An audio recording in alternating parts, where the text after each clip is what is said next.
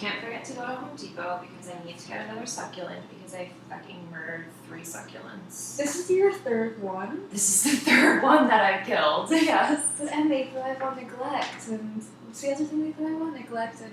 I don't know, but I overly neglected it, or I thought I was smothering it with I think, too much water. I think your problem is you give them too much love. Like, you're supposed to neglect them just a little harder. Mm-hmm. Isn't that a metaphor? Smother the things I love to death. I remember you messaged me one time.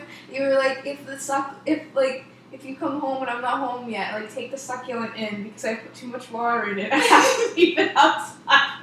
So I'm trying. I don't think you're supposed to water them too much. I think my mom told me that you were, supposed to. I think clearly that method hasn't been working, so maybe you should neglect it a little bit.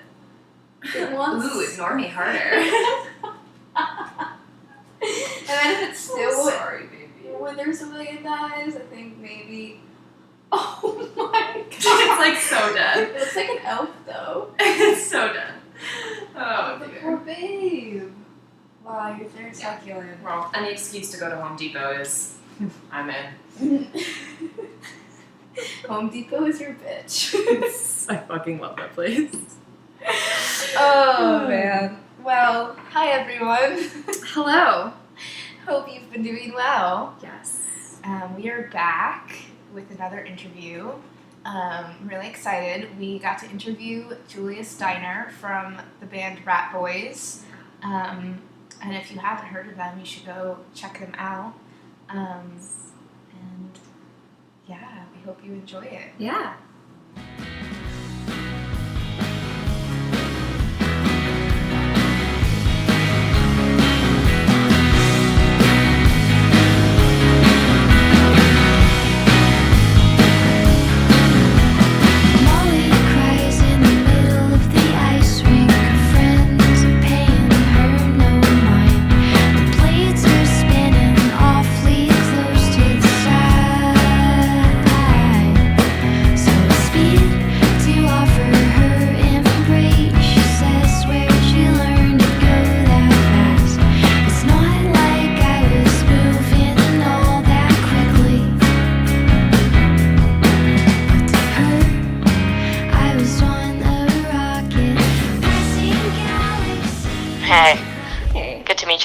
Over the phone. I know. Well, we're so excited to talk with you because Ratboys has become one of our favorites. Yes. So. Yeah, that's awesome. Thank you. All right. So, do you want to kind of just start us off by talking about kind of how you got to where you are now? So, kind of what got you interested in music and how Ratboys came to be, and just walk us through that a little bit. Yeah, sure. So, growing up, I was always kind of around music as a kid. My mom was a singer. She studied theater in college, and so she had a large interest in musicals, and she would always have music on in the car when we drove to school and stuff. So I kind of realized at a young age that I like to sing along to the Beatles or Sheryl Crow, or we love the sound of music and stuff growing up. So I was super into that, and then I did choirs and stuff in high school, and eventually just started playing guitar and writing songs by myself. And then when I went to college, I met Dave, who plays guitar in Ratboys, and he had played in punk bands during high school, so he kind of had this DIY rock background, and I was the singer-songwriter alone. So we came together and then just started writing songs together. So since then, I mean, we didn't start touring or anything, really pursuing the band as a career until after we had both graduated. So we spent 5 years kind of building up chemistry and just writing lots of songs and slowly easing into the idea of maybe, trying this eventually more seriously. But yeah, so it's been a long, good journey so far. We're still at the beginning. Yeah, that's awesome. Did you major in music in college? I did not. I studied English literature. Oh my gosh, lots same. of books. Really? Yeah. Hell yeah. Oh, I was so into it. It's the main thing I miss about school. being, very disciplined about reading and stuff, because I don't have that anymore. I try to read, but it's hard to, when you know you're going to be asked questions about a book or a novel, it's way easier to, get down to it and actually dive in, but trying to keep reading. I know, I keep saying I need to join a book club or something. That would be so nice. Yeah, I loved it. And then Dave studied architecture, so that was like a totally separate thing too. But we just did that kind of in our free time in college. So how did you guys come up with the name Ratboys? Well, Ratboy has been my nickname for a long time, like since I think I was 14. It was like freshman year of high school. I went to an all-girls Catholic high school, and there wasn't like a ton of drama. Well, I mean, surprisingly, I guess you'd think with all girls there would be a lot of drama, but there wasn't. And so we were just kind of bored at lunch one day, and like giving each other stupid nicknames, and most of them were pretty gross and like stuff that I would not ever want to like tell anyone, but I don't really know why. They just like, my friend Liz squinted at me and was like, "You're just a little rat boy." I don't know what it was. I just like developed this character after that, and it just like totally stuck. It was the only nickname out of those that like, we kept coming back to. So it just, when I first started writing songs, that was like an obvious choice for just something to call myself. And then when I met Dave, I don't even remember us talking about it. I was just like, well, I already call myself Ratboy, so let's just use that. And we did. And then we eventually added the S because there was another Ratboy who was angry with us. But so it's been part of my life for a while now, and I like it. That's so awesome. Everything's Yeah. It's like when you can't really choose your nickname. Like, hopefully if you ever get a good nickname, like it's a good one and not embarrassing or like mean. But I think this one's good. I wear it with honor, with pride. Definitely. Do you like performing under a moniker? I do, yeah. I mean, the band is just so much more than me at this point. Like it's, like Dave is a huge part of why these songs sound the way they do, and we play with two other people as well. Our friend Sean, who plays bass, and then a bunch of our different friends take turns playing drums. So, like, it just, I've never been attracted to the idea of using my name, especially because, like, there's some people, especially women, who just have very strong first names, or full names, like Liz Phair comes to mind, like strong, like monosyllabic names, or like Julian Baker, like those strong, just like consonant syllables. I don't know. I've thought about this before, and I just don't really think my name has that like easy ring to it. I love my name, but I like the idea of having this nickname that came to me be our thing. So now you guys are here and you're touring with Foxing and Mississippi. How's that? Yeah. Oh, it's been an awesome tour. We're in California right now. Pretty much all these shows have just been insanely positive, like very energetic. You never know how it's going to be when you're on a support tour and playing for mostly people who've never heard you before.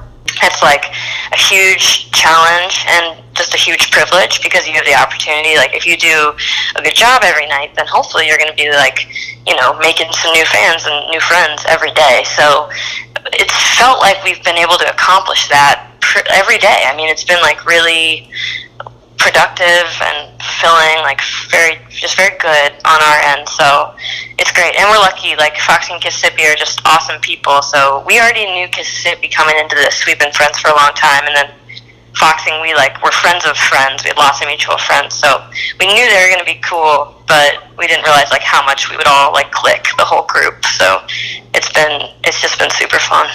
Super jealous because Foxing is one of my favorite bands of all time. Yo, they're amazing, and like this new album is just ridiculous. Like it's so fun to see them play every night, and I don't know, every night I like appreciate something else about these new songs. They're just very, very like layered and dense and interesting. So it's been sick. When I saw you guys at the Mercury Lounge. Yeah, that was the first night. That was the first night of the tour. It was awesome. Your set, it blew me away.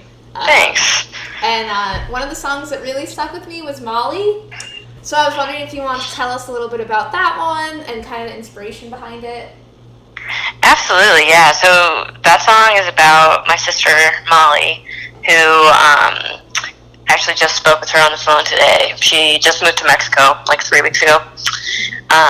She's a teacher down there now. But yeah, like, so I'm trying to remember. That song was actually one that I wrote like years and years ago and had just kind of given up on because I couldn't figure out the parts and all that. And so when we were, writing songs for GN, I kind of came back to that and revisited it and was able to finish it very quickly. Like, I'm trying to think. The lyrics tell a couple just like, not even really stories, just kind of like flashes of memories of times that I spent with her. Like, the first verse is when she was too young to drive, and so like I took her and her friends to the ice rink, and she like, it makes her sound really like vulnerable and like young, but she just like couldn't really ice skate, and so like she was stuck in the middle of the rink, and I like went over to like help her get back, just because she was freaking out, and she's like, "How can you skate so fast?" And regardless, I was like, I'm not that good.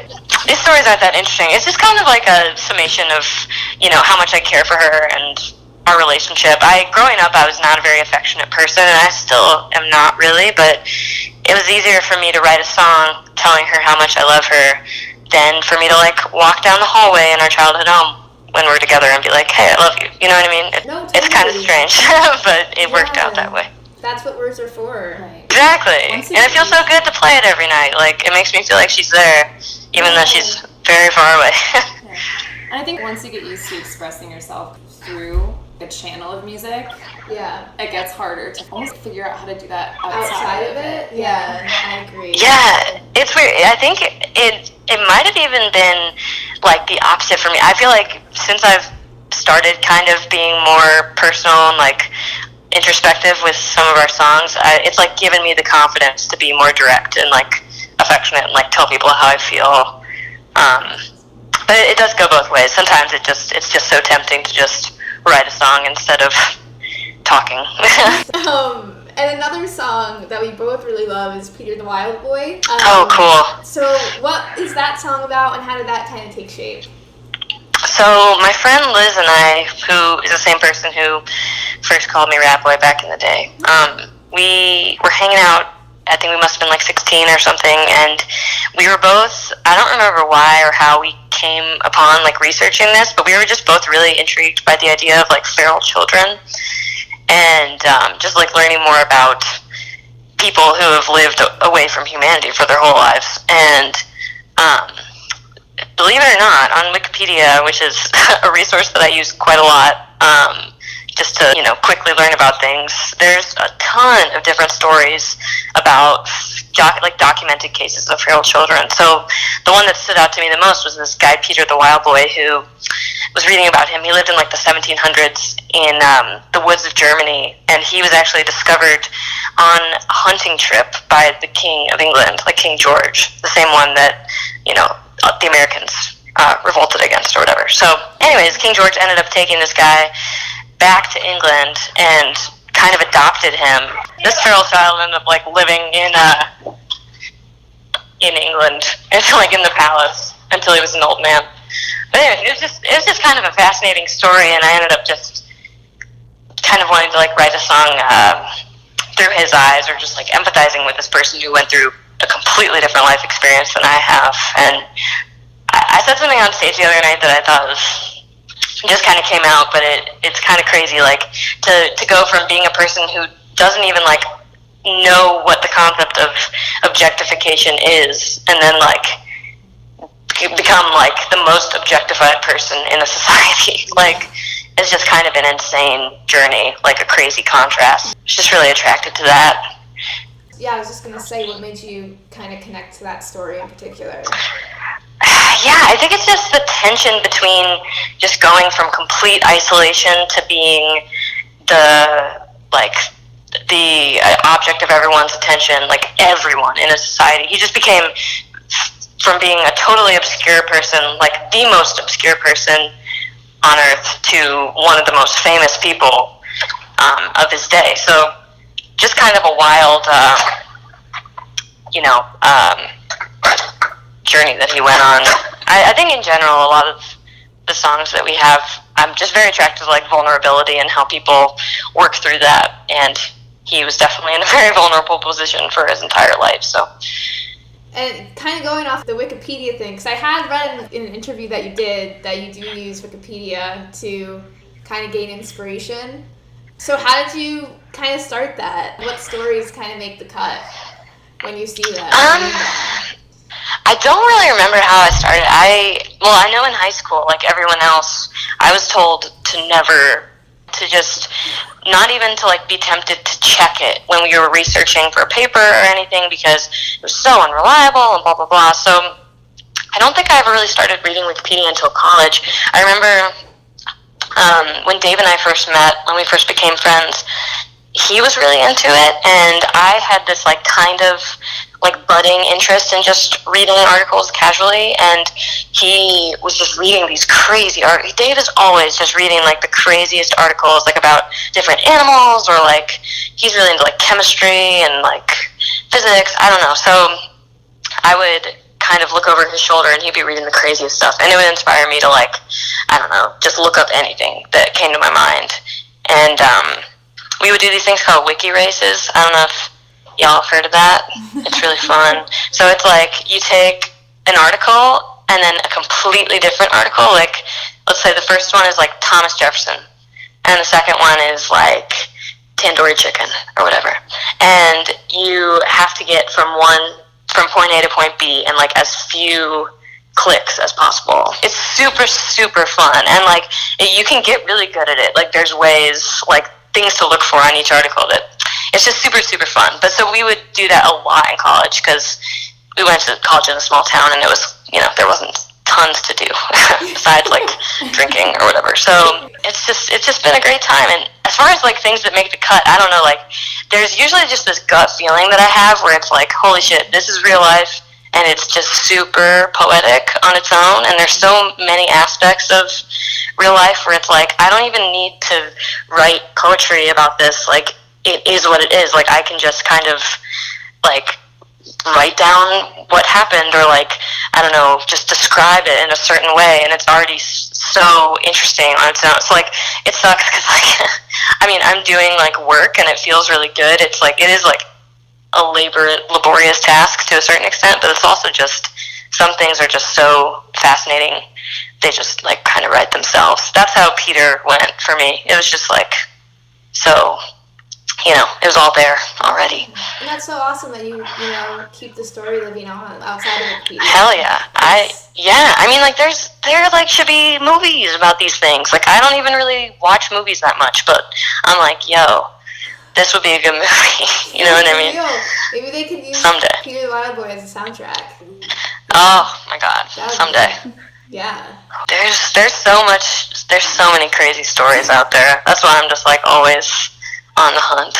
So like, if you were in control of your own Wikipedia page, what would you want to be on it? Oh man, I think we are in control of it, but I've never touched it, just out of like the reverence that I have for Wikipedia. I feel like a stranger is supposed to edit your article. I don't know. Yeah. Like, I've definitely seen some articles where it's very obvious that the person has edited it themselves. I'm like, no one needs to know like what the color of your first car was. Like, no one needs to know. But I really don't know. I mean, we've definitely, like, when we were young and like just being dumb and like joking around, we put like fake release dates on a lot of our stuff. So our Wikipedia page is very confused about our timeline, but that's okay. That's our own fault. It's pretty stupid. I don't know, as far as like, let me ask, Dave just walked out. If we were going to edit our own Wikipedia page, what would we want to put on it? Yeah. Just like things that people should know. Oh, well, we covered the title stuff, and that's just... That's what I just said, yeah. Oh yeah, one time, maybe Oak Fest. That was fun. We played at this like festival in Dave's hometown. We did 15 covers. Wow. I don't think anyone would ever know. Oh, list of gear, Dave says. he wants the list of our Always gear. Important. Yes, very important. Yeah. Gotta get that tone. It would be much appreciated because I literally hate like zooming in on Instagram to try to see people's pedal boards. Oh, totally. Using. We don't have very many pedals, so it's a pretty like low-key list at this point. But yeah, that is crazy because so many pedals like look alike or like are clones, so it's really just impossible sometimes to figure out what people are playing. Crazy. Speaking of kind of tone and the sound of your guys' music, so we read that you self-identified your genre as post-country. So just interested in how you kind of made that up. Yeah, so when I first met Dave, I don't know, when I was in high school, I listened to a lot of different types of music, but I definitely didn't listen to some of the same stuff that he was listening to, which, like, when we first became friends, he introduced me to the term post-rock for the first time, or, like, post-hardcore, just lots of post-genres, post-punk, and I was just like, what the hell, like, rock music isn't over. Like, that is the most, like, ridiculous thing I've ever heard in my life. And I just thought it was super funny. I'm like, this is just, like, the pointlessness of genres. Like, right here. Like, this means nothing. Like, excellent, gold medal. And so I thought it'd be funny to attach that what's the word, prefix to, like, country. Because the way country music is now, it's just diverged so far from traditional Americana and, like, you know, outlaw country back in the day, like, you know, cowboys, like, just Dolly Parton, Johnny Cash, just like the icons of country music. And now pop country is so different. And so I was like, you know what, if anything has ended, it's like country music, and this is something else. Like, big but, I have just, since I, like, came up with that and kind of attached it to our music, I've just kind of been thinking about it more, and I'm like, you know, like I was feeling the first time that I heard post-rock, like, country music's never going to be totally over. Like, there's still, you know, so much, like, beautiful music coming out of the traditional, like, circles of bluegrass music, and, like, you know, real traditional Americana is, like, still pretty alive. It's just not as popular as it once was. So that, it kind of started as a joke, and now I'm a little bit, like, hesitant to use that term anymore, because I'm like, oh god, like, I'm definitely not, like, what's the word? I'm not, like a country music scholar or anything. Like, I don't think I'm an authority to be able to say that country music is dead. So, just thought it was kind of funny at one point in time, you know? I think it's great. So everyone's so quick to, like, put somebody in a genre or, like, label them. It just kind of is like, you make your own genre. Yeah. You know? Exactly. It was just kind of like a tongue-in-cheek way to poke fun at, like, how people try to put bands in a box, especially journalists, writers, and I was a journalist for a while, and, like, I totally get it. It's just a way to, like, I don't know, classify our lives. Like, it's just, we have to do it. There has to be some order to what we're doing. But yeah, it just can kind of get a little bit ridiculous if you take it to an extreme. It just ends up like it ends up keeping people from listening to stuff, which sucks, because, like, people should want to listen to anything. I don't know. It's true. I agree. And you put out a new EP this year, which was awesome. Thank you. Can we expect any new tunes in 2019? Oh, yeah. Well, recording a new album in November. Ooh, so exciting. Once this tour is finished, we're going to Japan very quickly, and then we will come back and we will record the new album in November. Awesome. Have fun in We're so Japan. psyched. Thanks, yeah. We're crazy psyched. I have no idea what to expect. It's gonna be wild. But yeah, we're really excited to make the new record. It's gonna be pretty rockin'. Yeah, I'm psyched.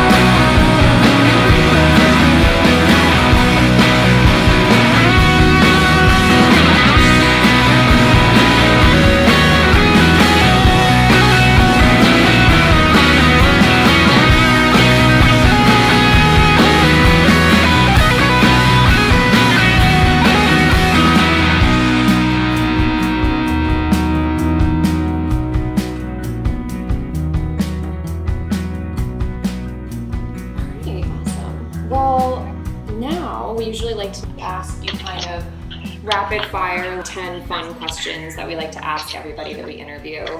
I'm totally down. All right, cool. So, what is your go-to song to listen to when you find yourself in either a state of internal or external chaos? Ooh, definitely. There's a song called Life is Long by David Byrne. David Byrne and Brian Eno, like David Byrne from Talking Heads. That's my favorite song. It makes me feel very centered. What is one song you wish you wrote? God. Probably, well, like thousands are coming to mind right now. Probably, off the top of my head, Hey Jude by Paul McCartney. Classic. You know, Beatles. What's your favorite city that you've toured in? I really love Dublin. That's my favorite city. If you were to score the soundtrack to a book, what book would you choose?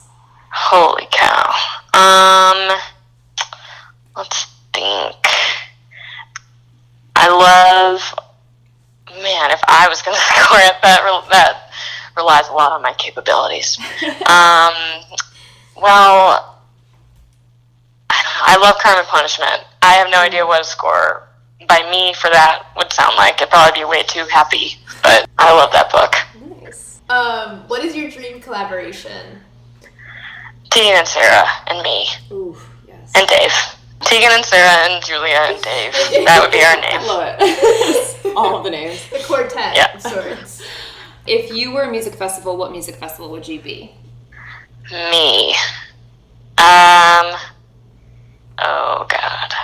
I don't know that many festivals. I've heard that Pickathon's really cool. I've never been to that or played it, but my brother just went to that and said it was super chill and everyone was like hanging out together and talking, but you camp and you're by yourself too.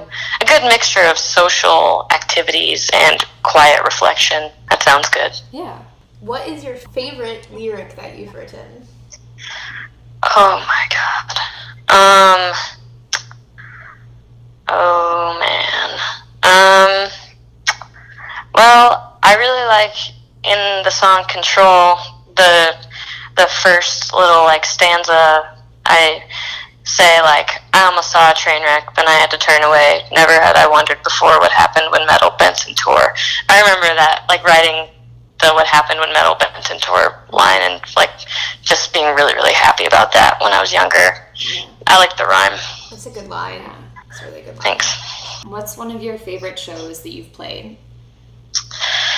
Oh my God.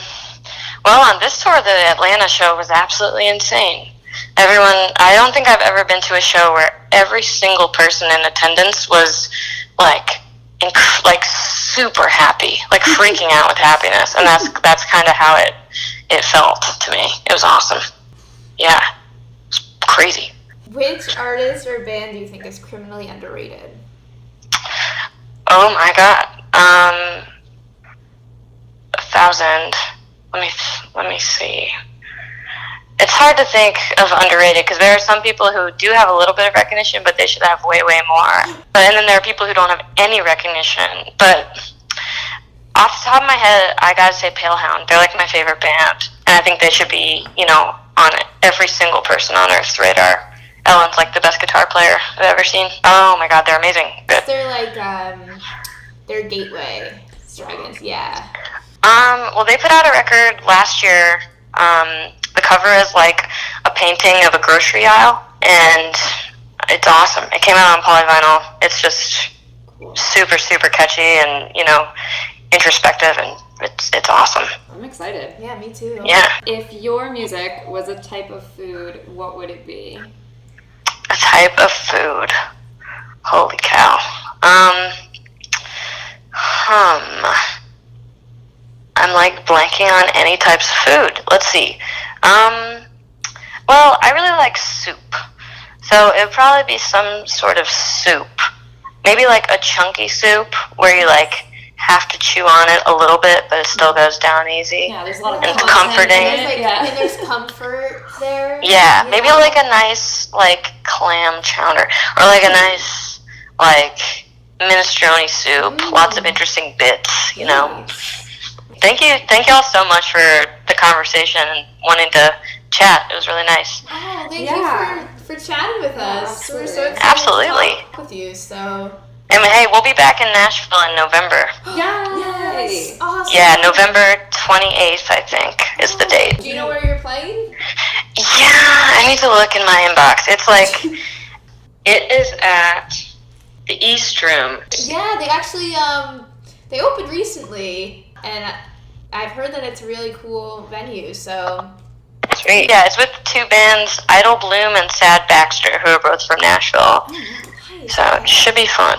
Exciting. Hell yeah. Sweet. Well, yeah, hopefully we'll see you there. Yeah, definitely. And we look forward to seeing you guys in November. Sounds great. Thanks so much, y'all. I appreciate it.